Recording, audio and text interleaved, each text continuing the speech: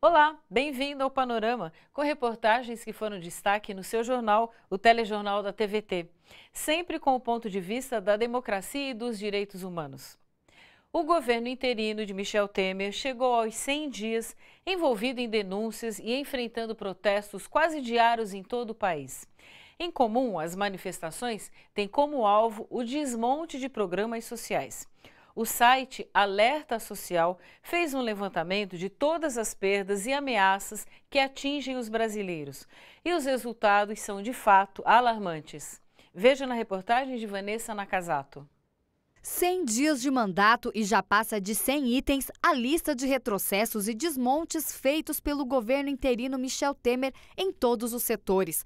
A conta foi feita pelo site Alerta Social, criado em maio por ativistas, pesquisadores, especialistas e cidadãos depois da votação do impeachment da presidenta Dilma Rousseff na Câmara dos Deputados. Uau, foi pesado, puxado e, meu Deus do céu, em 100 dias ele parece que mudou 10 anos, né? Com esse golpe financiado pela Fiesp e pelas elites brasileiras, tem como objetivo o pagamento por esse golpe, a retirada de direito dos trabalhadores, né? Flexibilizando a legislação trabalhista CLT, propondo a terceirização da atividade fim, propondo que o negociado prevaleça sobre o que está na lei. Todos os itens da lista têm algo em comum: a retirada de direitos sociais e o desmonte de políticas públicas afirmativas, construídas em 14 anos de governos Lula e Dilma. Os segmentos da população mais vulneráveis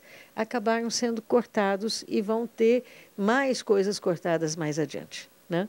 Cortados em termos do Ministério, cortados em termos de recurso, cortados em termos de políticas públicas, cortados em termos de direitos. Nem áreas estratégicas para o desenvolvimento do país foram poupadas das maldades do governo interino. Na saúde, por exemplo, o destaque é para o enfraquecimento do SUS. Na moradia, cortes no Minha Casa Minha Vida. Na Petrobras, privatização do pré-sal e a entrega do patrimônio nacional. Na educação, a redução de investimento nas universidades federais e em programas como o FIES e o ProUni. Os programas aí, Ciência Sem Fronteira, o ProUni, né, a expansão das universidades públicas federais, a expansão das escolas técnicas federais, né, ela já sofreu uma queda, uma diminuição de verbas. Isso aí vai afetar diretamente os alunos provenientes das escolas públicas. Na verdade, está havendo um retrocesso com relação a todas as conquistas dos segmentos mais vulneráveis que precisam disso para a gente poder viver uma inclusão social em que todos possam viver dignamente. Os retrocessos previstos para a Previdência Social atingem diretamente os trabalhadores. A intenção de ampliar a idade mínima da aposentadoria para 70 anos vai prejudicar principalmente as mulheres. Essa questão da aposentadoria também impacta, porque hoje as mulheres aposentam mais cedo porque trabalham mais. Nós, da Central Única dos Trabalhadores, nós estamos trabalhando na expectativa de construção de uma grande greve geral no segundo semestre. Fizemos uma paralisação no dia 16 e estamos apontando para o dia 22 de setembro uma paralisação de todos os servidores, sejam público, privado, do campo, da cidade.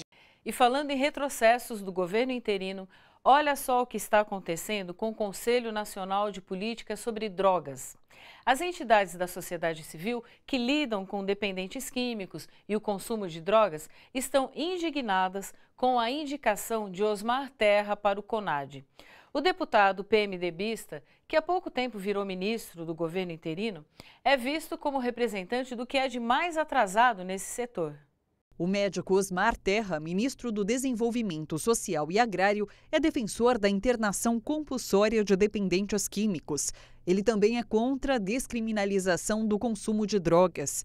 Por defender posições como estas, a nomeação dele para integrar o Conselho Nacional de Política sobre Drogas, o CONAD, é considerada um retrocesso por entidades ligadas ao assunto. O deputado Osmar Terra ele tem um projeto de lei muito ruim, que aumenta a pena para o tráfico de drogas, que massifica a internação involuntária de pessoas que fazem uso problemático de drogas, contrariando as diretrizes previstas na lei antimanicomial. Ele representa os interesses daqueles que querem manter a política proibicionista com todos os seus efeitos colaterais, violência, corrupção, superencarceramento. Nós defendemos o cuidado para com pessoas, né? E ele defende o tratamento e a guerra às drogas. O CONAD é um órgão do Ministério da Justiça que elabora políticas públicas de prevenção e enfrentamento ao consumo e tráfico de drogas.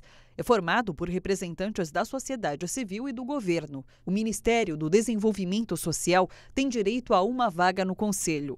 Em vez de indicar um especialista na área, o próprio ministro se autoindicou. Osmar Terra provavelmente está tirando gente que tem uma visão mais humana, mais voltada para pensar a política de drogas do ponto de vista da saúde, não do ponto de vista da repressão penal. Para este psicólogo, membro da Frente Estadual Antimanicomial, o problema das drogas não será resolvido com repressão, nem com internação compulsória, mas sim com políticas psicossociais, acompanhadas por profissionais de vários setores. Defendemos o cuidado em liberdade, utilizando a política de redução de danos. Então, quando é colocada uma pessoa que defende comunidades terapêuticas, hospitais psiquiátricos como principal alternativa para o tratamento dessas pessoas, entendemos que esse governo golpista que está ali está apontando para uma maior exclusão e a segregação dessa população. Para as duas entidades da sociedade civil, se os projetos de Osmar Terra ganharem força dentro do Conselho, o Brasil acabará adotando medidas de combate às drogas que vão na contramão do resto do mundo. Na América Latina, apenas para a gente fazer uma comparação, além do Brasil, a Guiana e o Suriname são os únicos países que ainda incriminam a posse para uso pessoal. O que incomoda muita gente não é o usuário de drogas riquinho que está lá no topo da sua torre usando a sua cocaína, a sua heroína, o seu LSD. Mas o que incomoda a população mais abastada do país é a população que está em situação de rua utilizando drogas. Então, a intenção dessa política pregada, inclusive, pelo Osmar Terra, é uma intenção higienista. Vamos tirar essas pessoas das ruas obrigatoriamente, né? Então, nós estamos novamente excluindo essas pessoas para onde os olhos não veem. O pessoal da cultura também está preocupado. O governo Temer tem realizado ações no setor cultural que apontam para uma conclusão. Não existe um plano para a cultura no nosso país. Profissionais alertam para o cenário ainda pior de desmonte de políticas públicas e do Ministério da Cultura. O governo interino de Michel Temer já coleciona algumas medidas que afrontam a cena cultural no Brasil. A extinção do Ministério da Cultura, que foi recriado depois de muita pressão popular, a exoneração de 81 funcionários do Ministério e a ausência até agora de políticas públicas para a área. Especialistas afirmam que, apesar da volta do MINC, o governo quer mesmo paralisar o setor. Não há um projeto para o Ministério da Cultura por parte do governo interino.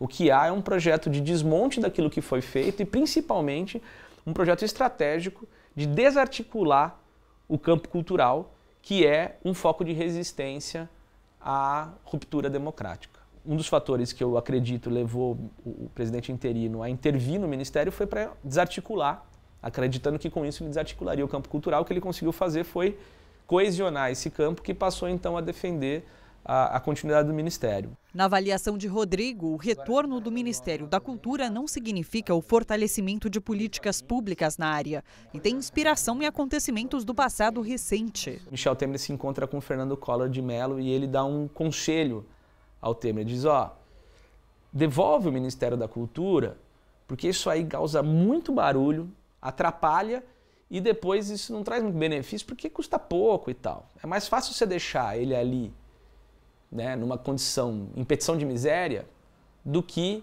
você acabar com ele. Não compre essa briga.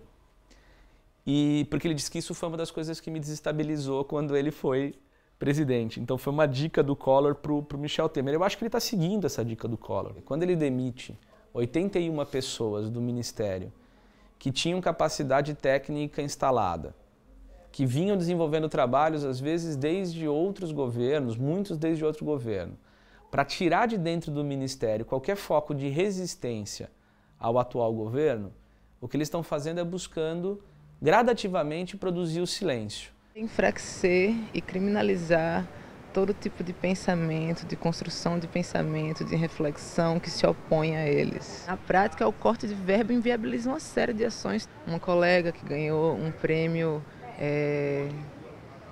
de arte no Mercosul, a verba foi cortada, ela não pôde viajar. Para estes especialistas, é preciso continuar fazendo barulho sobre o assunto, para evitar que a cultura seja ainda mais precarizada. O campo cultural não pode silenciar.